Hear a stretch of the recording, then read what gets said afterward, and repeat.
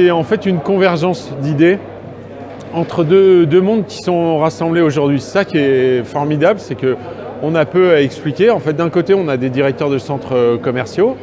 Et Morgan de Digital Make It les connaît très bien. Il était directeur de centres commerciaux. Ils se réunissent souvent.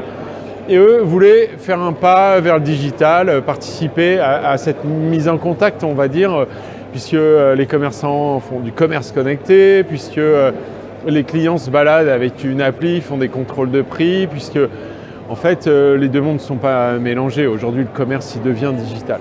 Donc d'un côté, les directeurs de centres commerciaux, de l'autre côté, en particulier au sein de Made in Soft, des startups, enfin je préfère dire des entrepreneurs du numérique, qui sont toujours à la recherche de contacts clients pour vendre, mais aussi pour mieux comprendre leurs clients, pour sentir le marché. Voilà. Donc cette convergence a donné lieu à des discussions il y a un peu moins d'un an.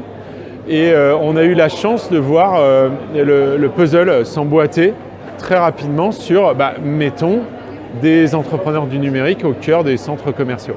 Alors pour cette première, il y a à peu près une douzaine de start-upers qui sont présents pendant 2 jours au centre de la Valentine. C'est ça, on a 15 startups qui sont présentes. Il faut dire qu'on a lancé le projet avec le centre Valentine, que je remercie parce qu'ils ont été hyper actifs. Et on prévoyait 7 startups. Mais les fêtes, le CES de Las Vegas, voilà, ce genre d'événements nous ont pas permis de faire beaucoup de battage en amont et de 7 on est passé à 15 très très rapidement parce qu'il y a un vrai engouement qui s'est révélé avec la participation aussi très très active d'institutions ou d'associations comme les entrepreneurs de la vallée du Vaune ou la Fédération Commerce 113. Donc ça a été très vite en fait pour recruter des startups et dans le coin j'invite à la patience certains partenaires à nous qui n'ont pas été sollicités encore parce que c'est notre prototype là qu'on a sous les yeux, c'est la version 0 qui est beaucoup plus voyante qu'on l'aurait cru. Vous avez dans l'idée de renouveler l'expérience vers d'autres centres commerciaux bien sûr? C'est une certitude, c'est-à-dire que les directeurs de centres commerciaux s'entendent bien, ils se concertent et ils aiment bien aussi de l'originalité, animée comme ça.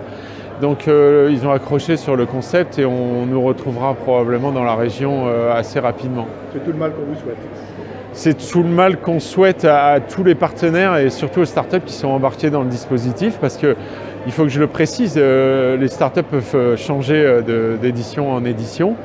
Ce qu'on veut, c'est offrir un panorama complet et pas donner de la visibilité aux gens qui en ont déjà. Ce qui est intéressant, c'est d'aller dénicher des pépites.